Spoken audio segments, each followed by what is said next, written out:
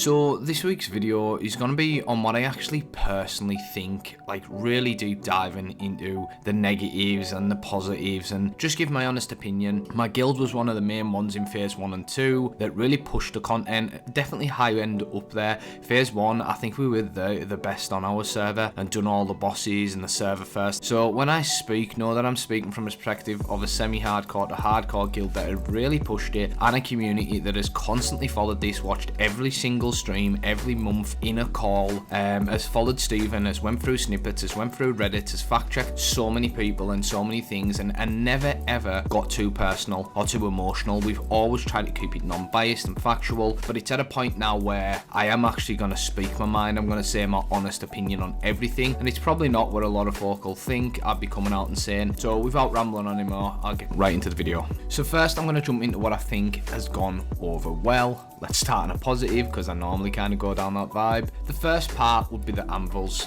I personally did not choose to start there, but I did test a little bit in PTR and various other events. The area itself looks quite nice, it's well designed if I'm honest, and there's a nice range of different mobs spread throughout the biome, and it does have a decent amount of POIs. It's definitely come out in a better state than the desert did, and I would honestly say it's probably already in a better state than the current desert with the new gathering system, new recipes. There's actually a push to get you to go there. When the desert came out, it was absolutely abysmal. The anvils is just so much better and vastly more content driven than the desert was. The desert is honestly still pretty arse now. It's really not good. So that is one thing I can say. They really have dropped the anvils, and I do think it's in a good state. Next up, the crate system. I've done a full video on crates, and it's honestly a system I think the development team have integrated quite nicely. And obviously, if you look at the patch notes, there's been some issue, however, none of them were game breaking, and the crates have added a really nice gameplay loop into the game, especially for those who are looking to play with a more artisan focus or PvE mindset, and they also do seem quite rewarding when handed in. Another point I want to mention is about the POIs on the map. If you actually take a venture outside of the Riverlands, there's a large amount of POIs with quite a large level range, and you can easily find at least 2 or 3 POIs that will support quite a few groups grinding them at any time. So far in phase 3, our favourite grind spots have been POIs within the Turquoise Sea, as a lot of them give you the Lawless buff. Not sure if it's intended, so you get less XP there, 10% extra XP and more luck, which when the drop chance was increased at one of the places, we were getting a piece of gear every 3 to 5 mobs, which was nice. We had to easily kit up the whole guild in level 10 gear and ready to start farming out our level 20 gear sets. One thing I'd like to see though is some POIs that are on the level of Steel Bloom and Carfin, as at the moment you get to level 20 and it does feel like you are forced to go there for sets that drop there, as even in phase 3 it does feel like these are the best in slot gear sets for a lot of builds, especially with Steel Bloom light and medium sets both giving you that force buff. This isn't really good, this needs changed, and I'm so sick to death of everyone just circulating in the Riverlands. We deliberately, every time we were at the Riverlands for phase 1, then we pushed out into the desert for phase 2, and this phase we headed up to where obviously the latest series is, the Anvils, the Turquoise Seas area, like up the top north of the map, and it was good to test that, and it was a better experience, and that's what they need to do. But still, Steel Bloom and Carfin and Meta, you need to add more of them. You need to change that, because you need to make sure people want to use the whole map. They finally also fixed the fighter, and this is one fix I've really been waiting for, as it really ruined my experience in, I think it was about 2 weeks, 3 weeks into phase 2, when I could not play as the action combat mode with the fighter in PvP, as it wouldn't even target or attack players. It even done the same in force flagged areas. But now in phase 3 it all seems to be fixed and working correctly, which in my opinion is a great step in the right direction when it comes to fixing bugs. And now I'm going to move on to where I think Intrepid are either lacking or not doing so well as they could be currently with where they are and the years they've had in development. Now the first thing I'm going to jump into is the communication coming from Intrepid. Some days it's great, and other days it's terrible, and one of the ways they communicate terribly is when it comes to downtime. A lot of time we get communication that there's going to be a downtime 10 to 15 minutes before the server is due to go down, and it's always roughly around the same time, which means they know it's going to happen, they just haven't communicated it earlier. And while we're talking about downtime, it does really affect the EU community. It's often around 5 to 6 UK time, which is prime time for the EU community. For the first 5 days of phase 3, so pretty much the full week, first full week, the EU community had downtime in their prime time, and on the 6th day of the servers were down from 10 AM till 8:30 PM. So bear that in mind, the first week it was so difficult for the EU guys to get on unless they wanted to destroy the sleep pattern or just go to work with no sleep, and it was quite frustrating. And yeah, I know folk will say, oh well, they're an NA company. It is not a justifiable excuse. At launch, is this what to expect when there's issues that the EU is always going to be shifted, or are you going to set up and sort it so you can cater both to the EU and NA guilds like every other game company? Since then, which was the 1st of September, we've had a further 3 downtimes in prime time, including one that lasted 7 hours due to having to be tucked back down when it came up due to a vendor bug that you guys put in. I think if the EU community was a bit more pre-warned about these downtimes, there'd be less anger aimed towards them, and I think the anger is more due to the fact that people make plans for when they come home only to find the server is down, essentially wasting their time. The downtimes have definitely reduced though compared to the first week. Now, one thing I do want to know is that Roshan is often in the Discord communicating more than most see, as it's not always in the news channels, and you can often find him in the Alpha 2 General getting feedback or dropping in just to let people know there won't be any more downtime, which is honestly great. So Roshan, keep doing that. I think a lot of people appreciate you in the community, and I think you're doing an exceptional job at balancing out some of the clusterfucks that's currently going on around Intrepid, and definitely with the relay of information. The next thing I want to move on to is the broken systems within the game. During this phase, there were quite a few systems that we thought were ready, but however, upon playing phase 3, it's come to light they're not quite as ready as originally thought. These systems are guild storage, a vassalship, settlement XP. If you've been paying attention during this phase and are in a guild,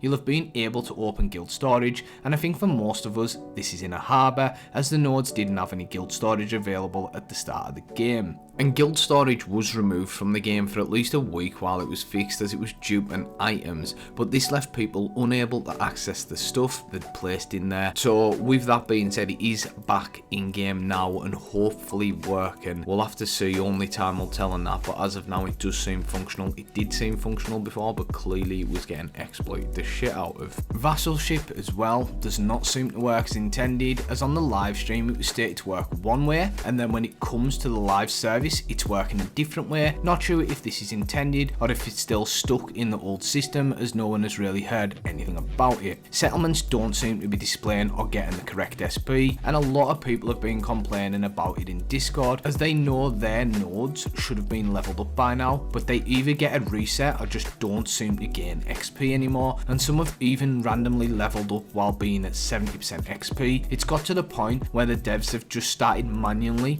leveling up the nodes. This is a system we've had since phase 1, and it's something a lot of people expect to be working on, since it's quite a core system, but yet there still seems to be bugs and issues even though we're 1 year on. And the final thing that is broke is Firebrand. There's been so many issues with Firebrand since phase 1, being able to be glitched and pulled about so they're easy just to burst down without it attacking you. As far as I know, this has been going on since phase 1 and is only now getting addressed. We even had freeholds removed without any real announcement, so they could be reworked, in which my opinion makes it seem like they were just kind of threw into the game to pacify those who said Intrepid weren't making any progress. Currently when it comes to crafting, it kind of feels pointless, as the rate the EU server is growing, its towns and villages are going to be a while till we're actually able to craft level 20 gear, so why even bother with it at the moment, as I can get better gear then I'll be able to craft for quite a while just by grinding out Steelbloom and Carfen, which brings me back to my original point. Steelbloom and Carfen are the main aspects of the game when it comes to base gear, and the other areas are redundant, and now even crafting seems slightly redundant early on. Another thing to bear in mind, this actually was pre-set up and recorded before the Steelbloom and Carfen nerf, but it also stands as most people had that gear anyways before the nerf, so it had been abused for long enough, or the drop rates had been so broken everyone was already kitted up before it was actually sorted, and this is quite common in Ashes. A lot of these exploits are abused or broken game mechanics which this kind of broken game mechanics 90% time are abused massively, and then they nerf them, and it always kind of leaves some people are more ahead than others, and other people left in the dust, which, if I'm honest, for gathering data and analytics, it doesn't make sense, because it's not accurately gathering how people level on gear or anything, and then they just continue like nothing's happened. The crafting really does not feel incentivized, which is a shame, as the artisan system is a great system, and I don't disagree with that. Then we had the night where the beginner gear was going to be introduced into the game, which I thought was a huge letdown, as I really liked the fact they had removed the beginner gear from shops, and it had been given to crafters as a reason to at least craft at the beginning of the phase, but to try and introduce it into the shops was just a huge step in the wrong direction, and the fact it went horribly wrong makes me and my guild wonder if they tested the patch before they'd even tried to put it out. So when it comes to the gear system at the moment, I'm just not happy with it. It just doesn't feel like it's in a good place, and we have people at level 25 before level 20 gear can really even be crafted, and this is currently only going to get worse as level cap increases, as people will be at level 50 before they can even craft 20 and 30 gear. The next point I want to air out is the guild favoritism, and I'm seeing it in Discord and a lot of anger when it comes to the guild polar. Now, I personally don't have any interactions with the guild as I'm on an EU server, but from what I'm seeing raw in Discord and the videos coming out, there's definitely some leeway or favoritism when it comes to them, just like it did when Envious was there back in the day, which Alec from EPH Feed Him did try and warn about when I interviewed him, which you can check out for my controversial questions video over a year on, and we still seeing people get angry about certain guilds and people getting favoritism, which nicely leads into my next topic of cheats and exploits. It feels like every phase it's been plagued with cheats and exploits, and it never gets addressed properly or in a timely manner, and due to this a lot of people use them, and then nobody seems to get in trouble for using them, and then someone else sees them using them, and there's this trickle effect of well, they're cheating, why even bother, I won't bother reporting it. It doesn't take long when you look into the Ashes of Creation Discord to see some mentions of people cheating, from speed caravans to supposed to be multi-boxing for people gold duping or even abusing events for their own advantage. And the big issue isn't just cheats, it's the amount of time it takes it to get fixed, the amount of damage it does, the amount of disgruntling it does to the community, and people bang on and on and on, and nothing seems to be done. So one thing I'm going to add into this just before I actually render the video, as it happened last night, there was a caravan exploit that happened, and it was addressed fairly quickly for once by the sounds of it. There was actually some repercussions for 22 people who used it. Now imagine there was obviously more than 22 people who had used it, as they also did a rollback of, I think it was 5 or 6 hours, but as you'd think, if there was only 22 people that had used it, they would have been able to target those 22 people, but there have been 22 people who've had character deletion and their accounts suspended for 7 days, which in all honesty I just think is more of a propaganda thing than an actual result from people abusing. And some people who have been cheating throughout phase 1, 2 and 3 are still at it, still doing the same bollocks with very limited repercussions, and if it does go into a live service games with these type of repercussions for cheating, exploit, abusing mechanics, I do genuinely believe the game will die, because no one will be arsed dealing with it. And after running a guild and a community and no life in this game, as you can check in my past videos, you can verify all this, I am kind of getting sick of seeing the same people or a bunch of new people coming in exploiting, and the people that are trying to legitimately test other areas and utilize the game as a testing environment just getting shafted and feedback being totally ignored. I personally believe the good 2 to 3 years I've been investing in this game with my community, them doing feedback reports, me doing videos, I actually think barely any of that feedback or anything has been taken on by Intrepid, and I genuinely believe apart from growing a channel, it's been quite a waste of my time. I'd have been better off just playing the game with my guild and enjoying the time rather than putting in the effort as a community to try and help develop the game. That's honestly where I stand, and I do double down and stand by that, unfortunately. One final note I would push is let Margaret do her job, Stephen. From a resume and past experience, we know she can community manage, and I think Stephen needs to let her do a job. As sometimes I think when Stephen speaks, he can blur the lines between a professionalism and just scolding a child, or coming across like he's scolding people and acting like the children are of a lower intelligence level from him. As we've seen in the community, some people do not appreciate the way he speaks down to them, and sometimes it does come across that way, as you can see from the clips on the screen. And when people are trying to address the concerns, it feels like intrepid as Stephen would rather brush them off and address it at a later date. I just hope it goes away and no one speaks about it again. Adding the fact he's commented or DM'd content creators or other people in the community and started squabbling like a child, or like getting really over defensive and not taking any critical criticism, it's crazy. Even bringing Jalon up in the Discord, I knew as soon as he brought Jalon up it was an extremely bad thing to do, and now every week Jalon's digging into his finances, what would seem to be investors who have a percentage in the company now. All in all, I think that's quite a negative video and not one I usually make, but I do have faith in Ash's creation to a certain degree. I do think they're moving extremely slowly, and a lot more slower than anyone anticipated, but they're making progress, and making progress in sometimes the right direction.